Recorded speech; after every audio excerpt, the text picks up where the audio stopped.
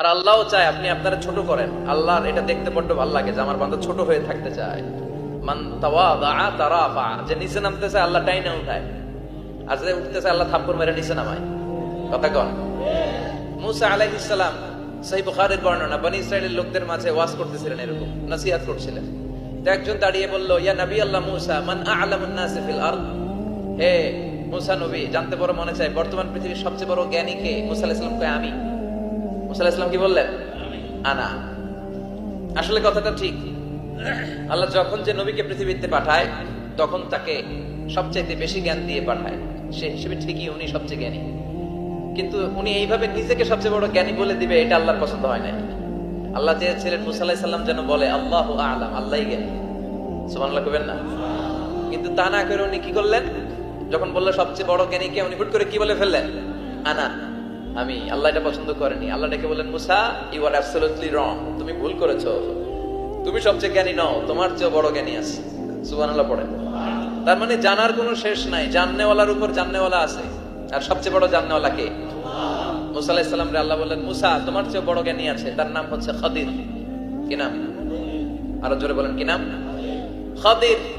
উনি কোন জায়গায় বসলে ওখানে ঘাস লতা পাতা যদি শুকনো থাকতো, ওনার বরকতে ওগুলো সবুজ হয়ে যেত, এজন্য ওনার নাম খাদির। কিন্তু আমরা বলি খিজির। আমরা কি বলি? খিজির। আল্লাহ বললেন, ইযহাব ইলা মাজমাইল বাহরাইন, দুই সাগরের মিলন কেন্দ্র, ওখানে যাও, ওখানে যে এমন এক বান্দার সন্ধান পাবা সে তোমার চেয়েও জ্ঞানী। সুবহানাল্লাহ পড়ে। তাহলে আমি সবচেয়ে বড় জ্ঞানী, আমি আল্লামা, এটা বলতে পারে শয়তান। চিল্লা এখন ঠিক কিনা? এজন্য আমরা যেন নিজেকে নিজে সবসময় ছোট করে উপস্থাপন করি, তাহলে আল্লাহর দরবারে আপনি বড় হয়ে যাবেন। কথা বুঝতে পেরেছেন? আল্লাহ আমাদের সবাইকে কথাগুলো বুঝার ও আমল করার তৌফিক দান করুক। আমরা পড়ি আমিন। কি হয়েছে ওখানে? মানুষ জায়গা হয় না?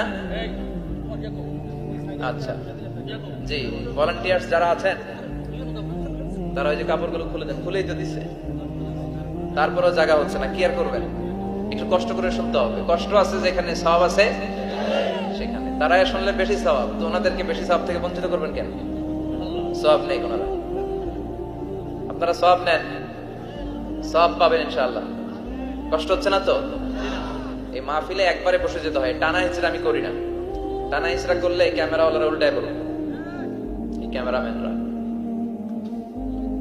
তারপর একটা বিশৃঙ্খলা সৃষ্টি হবে। এজন্য টানা হিচড়ার দরকার নেই, যে যেখানে আছেন থাকেন। আবহাওয়াটা খুব সুন্দর আবহাওয়া, গরমও না ঠান্ডাও না। কি বলেন? আলহামদুলিল্লাহ পড়ি।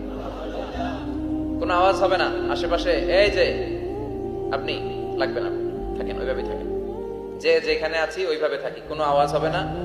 আমার সময়